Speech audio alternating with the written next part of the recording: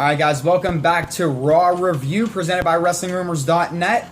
Sam Daley at LadyNexus13. Please follow her on Twitter. I am Adam Daley at AdamDaley13. Please follow me on Twitter. Follow us at WrestleRumors. Check us out on WrestlingRumors.net. Please subscribe to our YouTube channel. And Facebook page. Down there. And absolutely, the Facebook page. Please, please, please like us on Facebook, whatever the thumbs up thing is now. I don't use it as much anymore, so I guess it's still a thumbs up thing. But, Sam. You sound like an old man. Listen. I don't know about that technology and the thumbs up. And the there's enough of things out there that I don't know what kind of social. I'm afraid of what social media is out there that I don't know about. Sam, tonight Raw. Yes. Seattle, Washington. Yes. Daniel Bryan's home area. We know he's from Aberdeen, so we'll just say home area. No Cena. No Cena. No Taker. No Taker. No Lesnar. We had a video package. True, for but them. no Lesnar, no Heyman.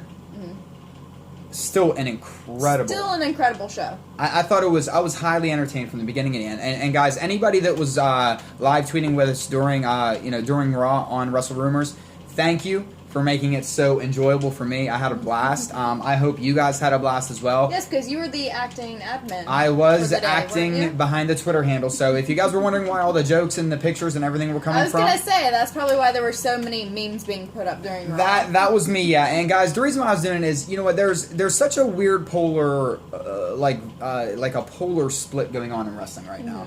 And what tonight I thought was beautiful because we got an excellent Raw. I thought they told a lot of good stories. They advanced stories. They left us with some questions, which I think is important leading into the go home show.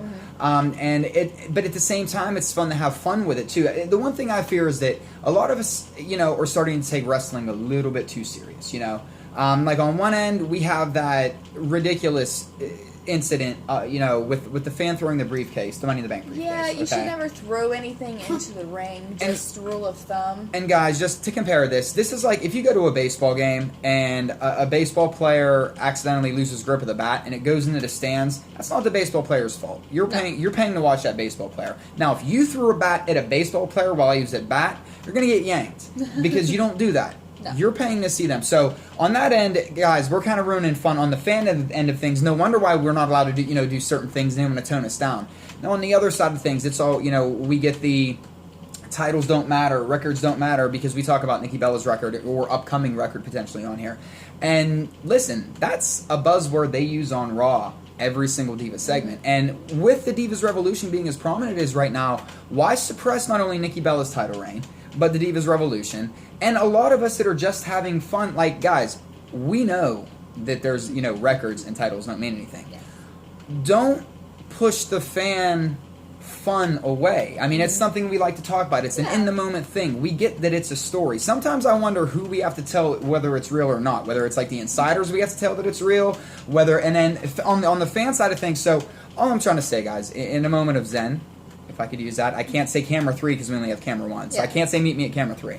But if this could be my moment of zen, guys, we have to just start remembering why we love wrestling. And this is why we do this. We don't do this for money. We don't do this for anything but the passion of it, entertaining you guys. That's why you'll never hear me say, hey, fans of ours. No, we're fans just like you. But we have to find a common ground, guys, where how people are acting like the throwing the Money in the Bank briefcase that was out of line. That's so distasteful, and no wonder why we can't have nice things. So now, next thing you know, we're not going to be able to take briefcases in or titles or replica titles or this and that. Well, don't they sell them at the ring? They do, yeah, but that's more of a joke, obviously. But just think about that. It could have been much worse, and that's not something to take lightly. I mean, I believe it hit Reigns, and on the flip side too. Hit him in the face? I think in the back of the head. But on the flip side too. It's like, you almost hit Bray Wyatt, so it was very concerning. But on the flip side, you have all these other people saying, well, records don't matter, titles don't matter, you guys care too much about wrestling. Listen, let's just all find a happy ground and start to appreciate and love wrestling again. We're starting to take this so serious, where it's like political and it's all this. Let's have fun with it again, guys. And that's why on Twitter tonight I was really trying to have a little bit of fun with everything too. So I'm glad we got a solid Raw. I'm glad they gave me a lot of material to work with tonight. And I hope you guys are really liked it because that's what you're gonna get here, guys. That's what we always say. This is like your Talking Dead meets Saturday Night Live's Weekend Update meets The Daily Show. I mean, we are not going to be your typical wrestling news reporting. I mean, that's what we do. But we absolutely want to make it fun for you guys. We're going to keep it fun. And listen, records, titles, everything. We're gonna hybrid that kayfabe reality kind of deal, guys. So but we do this for you because we know most of you, 99% of you, appreciate it. So, Sam started off the night. Seth Rollins. We knew it was going to be Rollins again. At least we should have known Rollins was going to start the night off. Let me see, Sam. What do you think that Rollins' whole promo was going to be about? John Cena. Yeah, but specifically anything? Well, obviously it's nose. Oh, okay. Thank you. So I did like that Cena was there via satellite. Obviously, Seth Rollins doing the voiceovers from behind it. Sam, what did you think about that? It took me so long to realize that was Rollins doing the voice. I was sitting there going, who the fuck is doing that voice? Is it Triple H? Is it one of J&J security? Who's doing the voice? No. And then it got to like the very last time that it did it, and I was like, oh, well, that's obviously Rollins. Now, let me ask this before we get to really breaking down the first segment. A lot of times when they do and if you didn't see it, guys, it was basically John Cena's face with the mouth in there. The cutout mouth, so you could see, and you could tell it was Rollins. When they do these, they're either very hit or very miss. I mean, there's no in between with these guys. We've seen it so many times in the past. What did you think about it? I was kind of in between on it. They kind of had me like, oh, this is cheesy at first, and then he got me in the end. I liked it. He got me. I liked it. I'll admit, I really, really liked it. Those are the segments that sometimes for me, I always say that it amazes me because sometimes, they come up with complete duds. Mm-hmm. And then other times, it's like it's a home run or nothing. There's never, and I think typically I'm critical about that type of promo because it gets done so many times, and I thought it was genius, though. I did. I liked it. But obviously, Seth Rollins is out there again. We think that we're going to have the Seth Rollins Open Challenge. Cesaro comes out. Cesaro said he's going to take on the Open Challenge. Rollins says it was a one-night-only deal. Now we have Kevin Owens coming out. Then we have Randy Orton coming out. Guys, basically everybody right here is campaigning on why they should be in line for a title match later on in the night. Triple H comes out, decides, you know what we're going to have is a triple threat match for a number one contender spot to face Seth Rollins in the main event of tonight's Raw. Yeah. All I'm saying is Kevin Owens had a point. His point being? He's the only one that hasn't been beaten by Seth Rollins yet. Okay. I'll buy it. But obviously they're... Just saying. But obviously I think I was kind of hoping they were going to give it to Owens, and it wasn't going to. I think that we probably saw, and we'll talk about this more as it goes on, but I think with the Cesaro-Owens, campaign going on so much. Mm-hmm. Now, I would have loved to have seen, to be honest, Cesaro get in there. Mm-hmm. Can I just say, I love the fact that Kevin Owens brought up the fact that someone made all those Cesaro signs and just handed them out. The Cesaro section. Mm-hmm. And my favorite, the Sabaro section. If anybody caught that sign, I absolutely love that. I did not see that sign. So that's the big, that's the big match for the prelim as we, earlier in the night. We have a triple threat for the number one contender match. Randy Orton does get that. We'll talk about that later on the show. So we do see Randy Orton versus Seth Rollins for the WWE Championship match later in the night. And Sheamus is in the building, contrary to concussion reports that were out there. So a little bit of anything can happen for later on in the show, guys. Then we have Team Bad versus Team Bella. Team PCP, or what are they, PCB? You guys got to work on that one. Can we drop the team names? BCP. BCP? Becky, Charlotte, Paige. Wouldn't it be, BCP. Wouldn't it be Paige, Charlotte, Becky, PCB? No, I think... Either or. I think they're calling it BCP. Either way, if you look at all the pictures, it goes Becky, Charlotte, Paige. And they've been sitting at commentary, Becky, Charlotte, Paige. Fair enough. Alphabetical order too, I guess. But hey, to me, I think that we know that we're not going to get sorority sisters again. Should have Googled that one. This one, to me, if they sell shirts that say Team PCB or whatever they're going to do, people are just going to rip it off. It's going to say Team PCP. And don't please just. I like Team Freak or the Freak Show, like Paige called them. Whenever she said the freak, she called him the Freak Show. Real quick. She slipped it in real quick. She called him the Freak Show. I like that. I really dug that. What do you think about Paige basically calling out Brie Bella on commentary that, oh yeah, look, she's just stealing her husband's moves. Why doesn't she learn some of her own? You know what though? Husband, wife.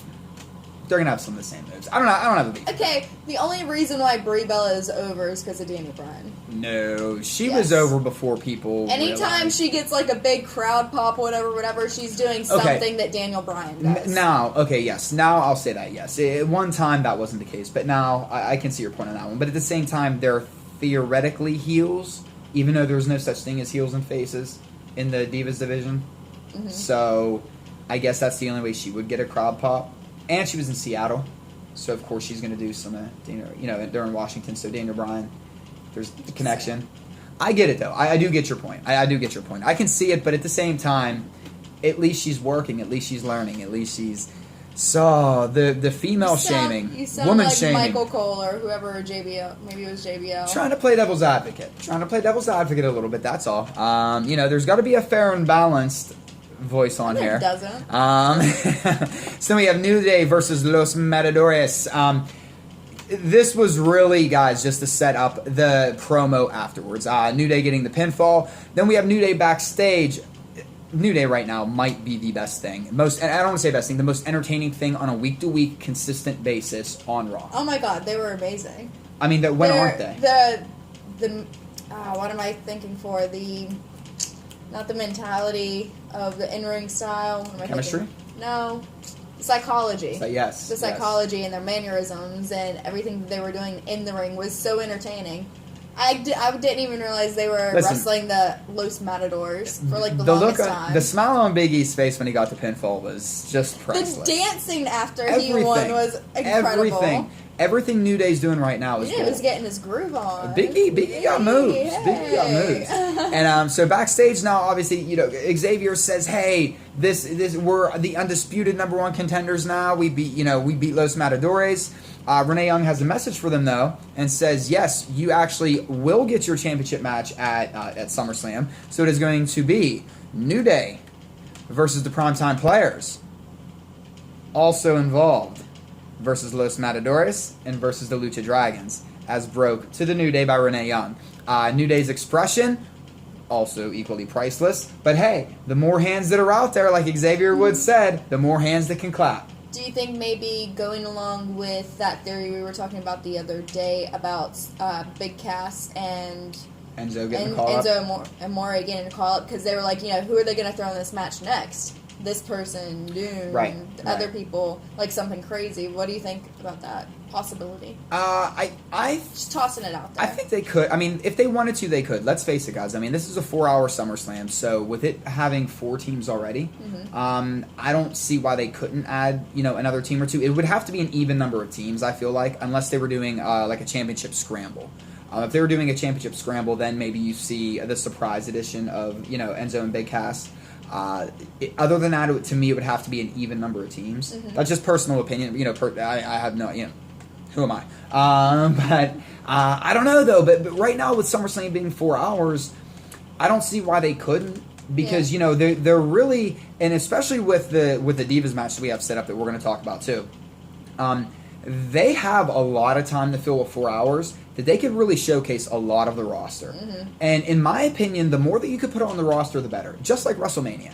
They're really building us up to be WrestleMania Part 2. It's like it's like continued. It was like the to be continued from the West Coast to the East Coast. No, but yeah, this is I don't with 4 hours to fill. I do feel like they could if they wanted to. I like the idea of just having the 4, but if they really wanted to stack the odds even more against New Day, because it really seems like even with the addition of Los Matadores and Lucha Dragons, who aren't going to win the championships, it still seems like the focus is really on New Day.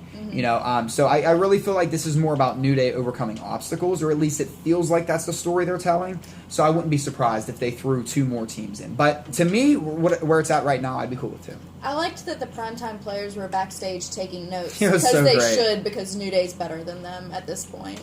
I like that Darren Young was wearing... They're the champions, and they're taking notes off of New Day. Darren Young representing the Seahawks, too. By the way, shout out to the Raider Nation for representing in Seattle nicely tonight. Nice seeing the black hole up there, guys. Thank you. Cheap plug. Got to. So we have Seth and Triple H backstage. The love affair. I see it breaking, Sam. I see it breaking. Of course. They never go well. Triple H says that legacies take time. They don't happen overnight. Seth Rollins is very concerned because Triple H made this match, and he said, I can't go every night. And Triple H flat out told him, Seth, you did this to yourself. You opened that door. And he opened that door last week, and now that's what's going to be expected of him because of the John Cena Open Challenge. Sam, do you like what they're doing with Seth Rollins now, how they're pitting him in matches every week on Raw? Yes.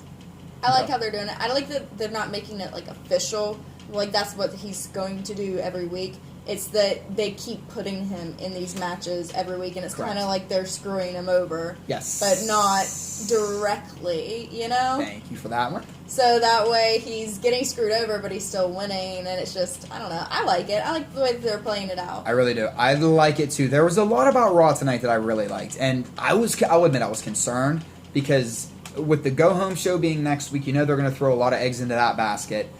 Sometimes the pre-go-home show can be a little boring in the past, especially after last week's Raw, where it did feel a little bit more like house show booking. Now, this week I did feel like it really brought a lot of stuff together. So I was hyped up tonight. I really liked it.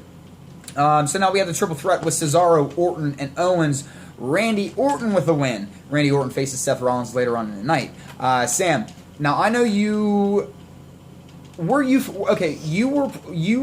Owens in this match. Let's talk about why you wanted Owens to win this. I actually wouldn't have mind seeing Cesaro more so than Owens. I think that Orton was the right choice, but tell me on your end why you wanted to see Kevin Owens. So I wanted to see Kevin Steen versus Tyler Black. Is that a simplistic enough answer? Yeah, no, that's a valid answer. Yeah, no, that's acceptable. Absolutely. I was really looking forward to seeing that. I dig it. I think, though... I still am, so hopefully they do it one day. I think with the Sheamus and Orton rivalry, though, and knowing that Cesaro and Owens were going to have a rivalry, you didn't want either of those guys to go over because you want Sheamus. You want Cesaro and Owens to stay on an equal playing field going into WrestleMania or SummerSlam. Even if it feels like WrestleMania, going into SummerSlam. And I said that on Raw review, review our review, and you didn't catch me. Did I?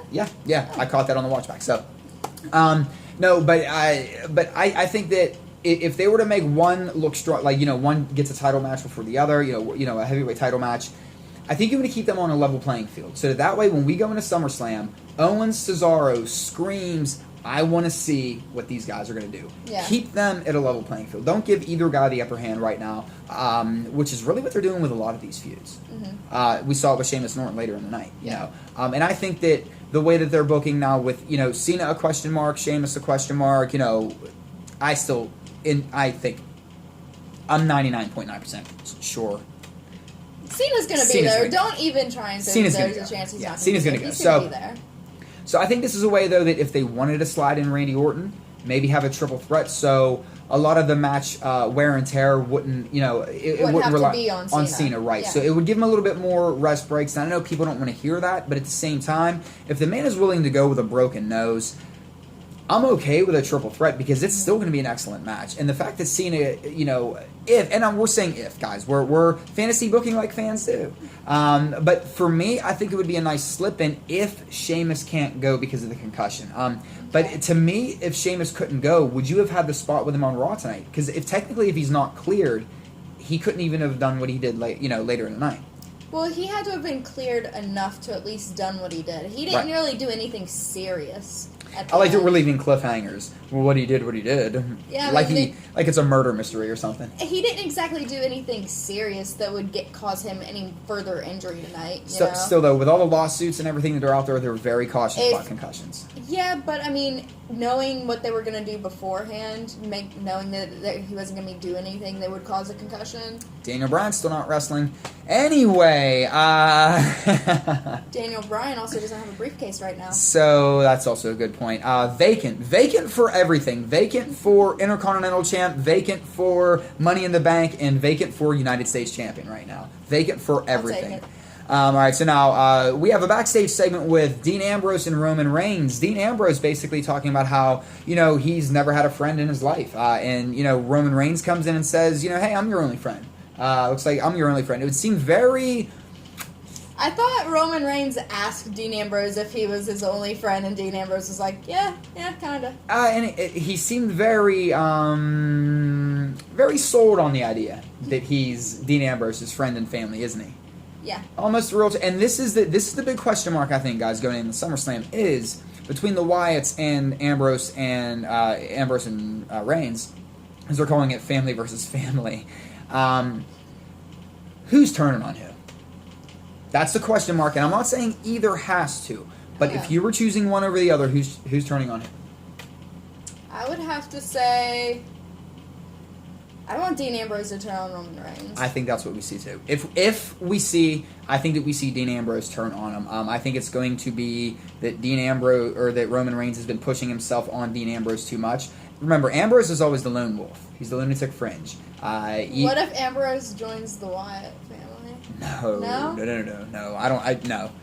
Is there still talks about works of a new Wyatt member? I don't think so. No? I don't think so. Not that I know of. But that's still, who knows? I mean, so many things have been tossed around. Who knows at this point? Fantasy booking wise, it'd be kind of cool. Yeah. So, but then along with that, let me see. Do we have another Reigns promo later on tonight? No, that was also when we got to play Getting to Know Roman Reigns. Roman Reigns likes black coffee with sugar. Roman Reigns likes his beer cold, which most of us do. Germany, your beer is fantastic warm. So in Germany, you drink it warm. The rest in America, our beer's like water, so we have to drink it cold for it to taste good. So yeah, we got a little bit getting to know Roman Reigns a little bit. I thought that was interesting. But we had Ambrose versus Harper. Reigns coming out with Ambrose. Bray Wyatt coming out. Harper getting the win here. Nice action, I thought, though, as far as the match goes. It was really, I felt, leading up to, this was the, okay, let's give this to the fans because they know MizTV's coming on at the 10 o'clock spot. They know that's the most important spot tonight with Daniel Bryan in his hometown. So let's give this to fans right now because there were some nice spots, but this wasn't an overly aggressive match or anything like that. And this was just furthering the storyline. So I thought it was a good spot on the card. What did you think? I thought that it was really good. Really good? Yeah. That's it? You're like, yeah, really good. Good deal. All right, MizTV. What else do we have to say? Daniel Bryan is your guest. Obviously pitching Tough Enough. Obviously pitching his book. And he is a New York Times bestseller like Mick Foley now. So congratulations, Daniel Bryan. Or Bryan Danielson, if you will.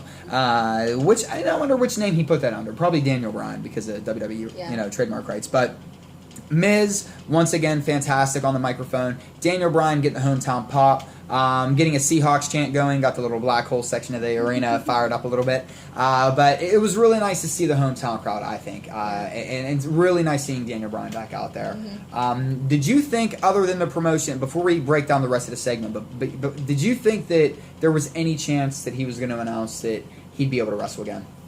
Or he was coming back to wrestle for SummerSlam? Because we always have to think those things, and that was the hopes beforehand, and obviously that's not the case, but... The fact that he already came out and said that he's cleared, they just won't use him. Exactly. No, I didn't think that there was going to be any chance he was coming out to say he was going to be at SummerSlam for something, or talk about why they aren't using him. No, I didn't think they were going to talk about or even address that situation. Yeah, I thought this was total fluff for the hometown crowd. Fluff Tough Enough, fluff his book, and let's face it, guys, it was a great feel good moment. And it's not even like fluff or promoting or anything like that. It's something that the fans have wanted to see. Anytime we can get Daniel Bryan on camera, fans are going to go crazy. But this does really tie in with the Intercontinental Championship because we have Ryback, Big Show, with Miz being in the title picture anyway for the Intercontinental Championship. Big Show and Ryback come out. To me, this was really, once again, Ryback. Nice seeing Ryback back. I am glad, and we bashed the Ryback, but listen, I don't like anybody out with staff. Staff can be very, very serious. It was good to see him back so quickly. And with all that being said, I do feel like this was another way to get for Ryback to get somewhat of a rub off of Daniel Bryan. Yeah. And especially in Daniel Bryan's hometown. Yeah. Now let me ask you this, Sam. Since the Ryback needs to keep getting these rubs off of Daniel Bryan, is this a problem if they want to continue booking him as a face going forward? Daniel Bryan or Ryback. I don't know, because, I've never really liked Ryback. I don't see how he works either as a heel or a face. I especially don't see how he works as a face. but whatever. I'll say this. I do think that I don't work for WWE, so I don't know. Whatever. I do think he is gaining some momentum. I think it's slowly getting there, but it's one of those where it's slowly. I think he's slowly, one of the slowly ones that have a glass ceiling that he's just. I could see that. He's just going to get to that point, and I just don't think he's going to get any better. I see your glass ceiling. I agree with you on the glass ceiling thing. So Ryback, prove us wrong, please. We would love to be proven wrong on that. All right, so we had Rusev versus Mark Henry. This one really just ended in a cat fight. It wasn't about who won or lost because we were all winners. Cat fight, Summer Rae, Lana, clothes flying. You would have thought it was an old school bra and panties match in a way. Well, it kind of looked like Summer Rae was comfortable being in lingerie in front of huge crowds of people. And we already know she was a dancer, so I'm not saying anything, but Summer Rae. She was a dancer? Yeah, she was Fandango's dancer. Well, yeah, but that... Lingerie, no stripper joke. I got it. I get it. The guy doesn't get a stripper joke, really. Come on. Listen. My mind doesn't always go to the places yours does. Check your man cards. does. Make sure you still have I them. need to check it on a regular basis. Now, did you like what they did? Because for me, the Rusev flag, the Bulgarian flag with Rusev's face was gold. His face on that flag, I lost Please, it. WWE, sell that. Sell that now. Sell it now. We had Neville versus Barrett. This was really Neville getting the win, but this was really about Stardust and Amell. Stardust, Arrow. Looks like at SummerSlam we have the Green Arrow, the Red Arrow versus Stardust and King Barrett. So we got Amell, we got Neville, we got versus Barrett and Stardust. Sam, what do you think? I think this is amazing. First of all, because Amell looks like he actually has been training a little bit for this. So I think he's going to be a little bit more involved than most celebrities have been in the past. I agree. And the fact that I like the show Arrow and Stephen Amell, and he's so sexy. Cool. I'm excited, so whatever. Yeah, I guess he is. I ain't gonna hate. And let's face it, guys. Dude looked like he can go. And he probably does a lot of his own stunts on Arrow. He wasn't bad on the mic either. Or that promo that he did with Triple H. He was very good with the backstage segment. Basically, Triple H stopped him backstage. So what are you doing here? We brought you as a guest, not to interfere. Amell said, "I'm a man. You call me out. I'm gonna take action." I think this is very smart. It's brilliant because, let's face it, wrestling is a live-action comic book. And that's why I started with, guys, let's not take this as serious as we do. Let's all have fun with it, not be so polarizing all the time. It's the emotion that drives this. And with it being a live, with a live comic book, it's brilliant because you get your Arrow fans, now that crossover. I think there is something, and because Amell is such a huge WWE fan, I think this is one where a lot of times the celebrity bring-ins don't, they don't work. Yeah. This is going to absolutely work. It's going to absolutely work.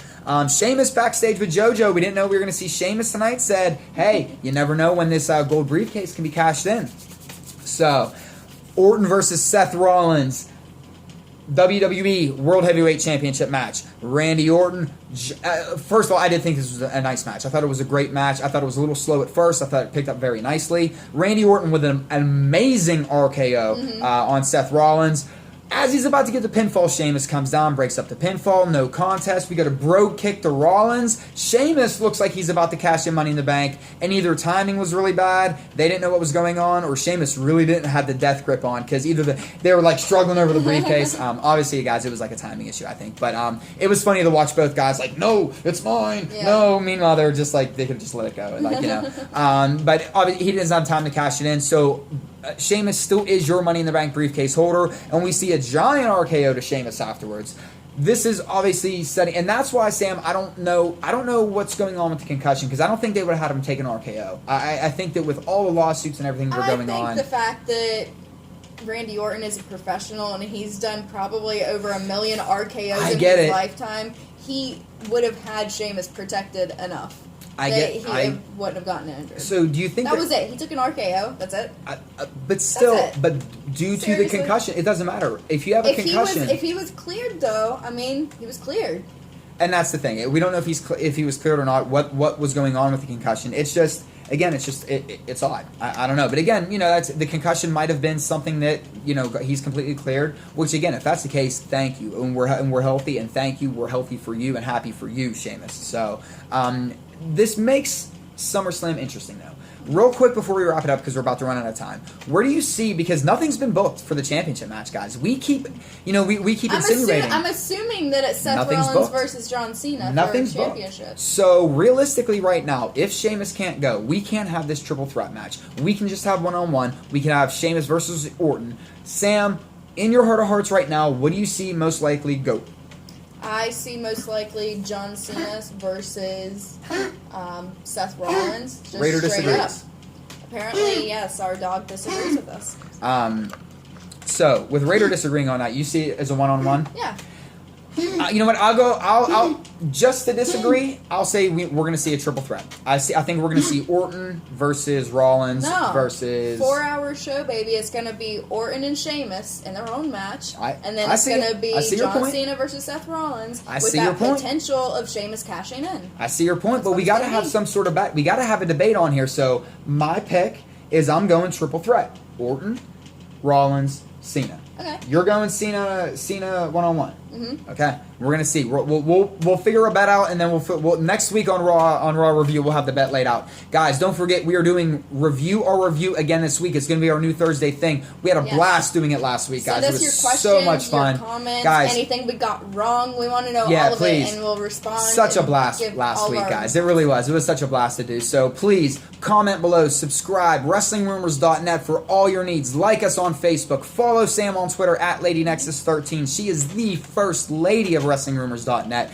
I am Adam Daley 13. I am the Stooge in a Y2J shirt because yesterday was the 16th anniversary, baby. The Y2J movement can legally drive now. How about that? Before we go, guys, just remember, madness is a lot like gravity. Sometimes all it takes is a little push.